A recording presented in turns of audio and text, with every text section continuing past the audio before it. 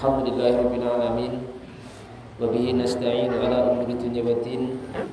Asyhadu an la ilaha illallah wahdahu la syarika lah wa asyhadu anna Muhammadan abduhu wa rasuluh. Allahumma shalli wa sallim wa barik ala sayyidina Muhammad wa ala alihi wa sahbihi wa man tabi'ahum bi ihsan ila yaumiddin. Tsumma amma ba'd. Ma'asyiral muslimin, jamaah salat maghrib yang dicintai oleh Allah Subhanahu wa taala.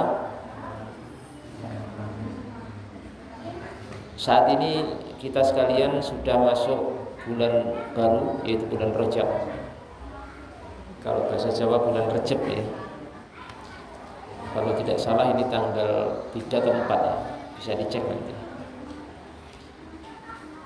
Dan bulan Rajab ini merupakan salah satu bulan yang dimuliakan Allah Subhanahu wa taala. Termasuk minal asyharil hurum, termasuk bulan-bulan yang dimuliakan oleh Allah Subhanahu wa taala dan memiliki keutamaan yang sangat besar. Jadi sekarang kita itu masuk di salah satu bulan yang mulia, yang mungkin keumuman masyarakat muslimin belum begitu memahami akan hal ini. Jadi mungkin dianggap masih biasa sekarang. Padahal saat ini kita masuk salah satu bulan yang dimuliakan oleh Allah Subhanahu wa taala. Hal ini ditegaskan oleh Allah Subhanahu wa taala dalam surat At-Taubah ayat 36. Allah Subhanahu wa taala berfirman, "A'udzu billahi minasyaitonir rajim. Inna iddatash syuhuri 'indallahi 12 syahran fi kitabillah yauma khalaqas samawati wal ard minha arba'atun hurum." Ila akhir ayat. Yang artinya inna iddatash syuhur, sesungguhnya jumlah bulan di sisi Allah Subhanahu wa taala itu 12 syahran, ada 12 bulan. Fi kitabillah, di dalam kitab Allah, maksudnya di dalam Al-Qur'an. Semenjak Allah Subhanahu wa taala menciptakan langit-langit dan bumi. Minha, dari 12 bulan itu arba'atul hurum, itu ada 4 bulan yang dimuliakan. Dari 4 bulan itu, atau maksud dari 4 bulan itu arba'atul hurum, itu dijelaskan oleh para ulama, 4 bulan yang dimuliakan dari 12 bulan itu adalah dinamakan bulan-bulan haram. Itu yang pertama Dzulqa'dah, ya, Dzulqa'dah. Kemudian yang kedua Dzulhijjah. Kemudian yang ketiga Muharram, Al-Muharram. Kemudian yang keempat Rajab. Jadi itu 4 bulan yang termasuk bulan-bulan haram, bulan yang dimuliakan, yang memiliki banyak keutamaan di sisi Allah Subhanahu wa taala. Dan saat ini kita berada di bulan apa? Bulan Rajab, ya, bulan yang termasuk bulan haram. Juga hal ini disebutkan dalam sebuah hadis yang sahih dalam Sahih Bukhari Muslim dari sahabat Abu Bakrah radhiyallahu ta'ala anhu, bahwasanya Nabi kita Muhammad sallallahu alaihi wasallam sabda, ada cukup lumayan panjang sebelumnya hadisnya itu. Kemudian di penggalan akhir hadis disebutkan bahwasanya as-sanatu 12 syahran, 1 tahun itu ada 12 bulan. Minha arba'atul hurum, dan dari 12 bulan itu ada 4 bulan yang dimuliakan, bulan haram. Haram maksudnya bukan haram itu ya, tapi maksudnya haram sini dimuliakan. Ya, salatun mutawaliyat, 3 bulan itu beriringan. Yang 3 bulannya itu beriringan. Apa itu? Dzulqa'dah, Dzulhijjah, dan Al-Muharram. Itu kan datangnya beriringan penyebutannya. Ya, Dzulqa'dah, Dzulhijjah, dan apa? Al-Muharram. Yang terpisah War-Rajabun, ya War-Rajabun mudhar. Kalau yang terpisah itu bulan Rajab yang terletak antara Jumada wa Sya'ban, terletak antara Jumada wa bulan Sya'ban. Ini yang sekarang kita berada di dalamnya. Ya, sekarang kita berada di bulan Rajab. Apa maksud bulan Rajab? Itu termasuk daripada bulan yang dimuliakan oleh Allah Subhanahu wa taala dan memiliki keutamaan. Dijelaskan dalam beberapa kitab tafsir, maksudnya adalah bahwasanya di bulan itu atau di bulan ini pahala amal soleh itu dilipat gandakan oleh Allah Subhanahu wa taala. Jadi ketika kita beramal di bulan ini, maka keutamaannya sangat besar. Tidak seperti bulan-bulan di luar bulan haram atau bulan Rajab. Seperti kemarin sebelum Rajab kita beramal dengan jenis amalan sama, dengan kadar yang sama. Kemudian itu kita amalkan di bulan ini, maka pahala dan keutamanya lebih besar di bulan ini. Karena pahala itu dilipat gandakan oleh Allah Subhanahu wa taala. Tapi ingat bahwa di bulan ini maksiat itu dosanya juga dilipatkan. Kalau pahala dilipatkan, ya ketaatan pahalanya dilipatkan, tapi ingat maksiat juga dosanya dilipatkan. Misalnya kita sedekah di bulan ini 5.000 rupiah, itu bisa bernilai 5 juta rupiah pahalanya. Tapi dengan itu juga kebalikannya, di bulan ini kita maksiat yang mungkin nilai maksiat dosanya di bulan lain cuma 10 dosa, bisa jadi ketika dilakukan di bulan ini menjadi 1000 dosa. Jadi harus ekstra hati-hati. Kalau mau maksiat jangan bulan ini. Seandainya ya, direm dulu. Seandainya yang bagus ya jangan maksiat. Cuma seandainya harus terjatuh kepada maksiat, jangan di bulan-bulan haram, termasuk bulan kita sekarang ini, bulan apa? Bulan Rajab, ya, bulan Rajab. Dan jamaah yang kami muliakan rahimani wa rahimakumullah. Oleh karena itu Nabi kita Muhammad SAW memberikan motivasi, dorongan, targhib kepada kita semuanya untuk memperbanyak amal soleh di bulan ini. Termasuk di sini kami memberikan motivasi kepada diri kami pribadi secara khusus dan kepada jamaah semuanya. Mari mumpung kita masuk bulan Rajab ini, kita berupaya untuk memperbanyak amal soleh, ketaatan sebanyak-banyaknya. Mumpung kita masih diberikan kesempatan umur oleh Allah Subhanahu wa taala untuk ketemu bulan ini. Kalau tahun depan kan belum tentu gitu. Kita belum tentu ketemu. Nah, sekarang ini pas ketemu. Itu hendaknya kita berusaha untuk memperbanyak amal ketaatan kepada Allah Subhanahu wa taala. Dan amal ketaatan itu sifatnya banyak, sifatnya umum, berupa apa saja. Asal itu ketaatan, sesuatu yang Allah cintai, mari kita perbanyak. Bisa berupa sedekah, bisa berupa zikir, bisa berupa baca Al-Quran, bisa berupa puasa, bisa berupa yang lainnya. Itu kita perbanyak. Kalau mungkin biasanya di luar bulan Rajab kita misalkan sedekahnya seminggu sekali. Nah, kalau pas bulan Rajab ini usahakan setiap hari bisa sedekah, walaupun cuma senilai 2.000 rupiah. Karena 2.000 rupiah di bulan Rajab ini bisa bernilai 2 juta rupiah pahalanya. Masya Allah. Ini 2.000 itu luar biasa di bulan ini. Atau ketaatan yang lain, monggo silahkan.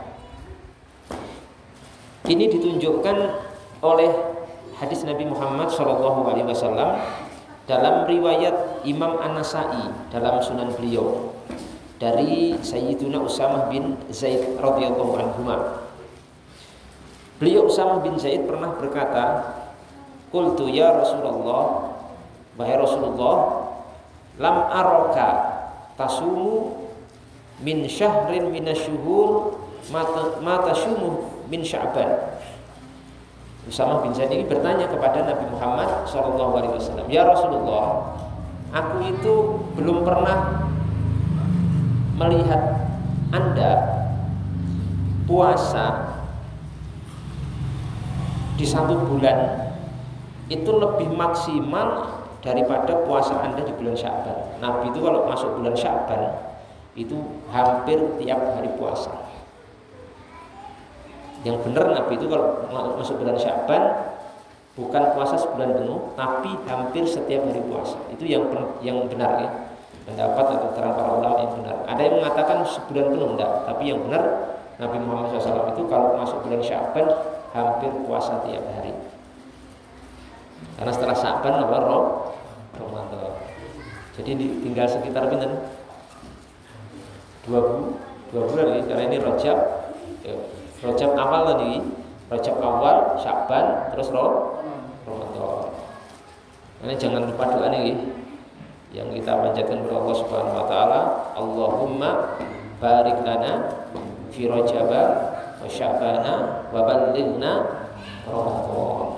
Ya Allah, berkahi kami di bulan Rajab ini serta bulan Sya'ban dan sampaikan umur kami untuk bisa ketemu dengan bulan Ramadan.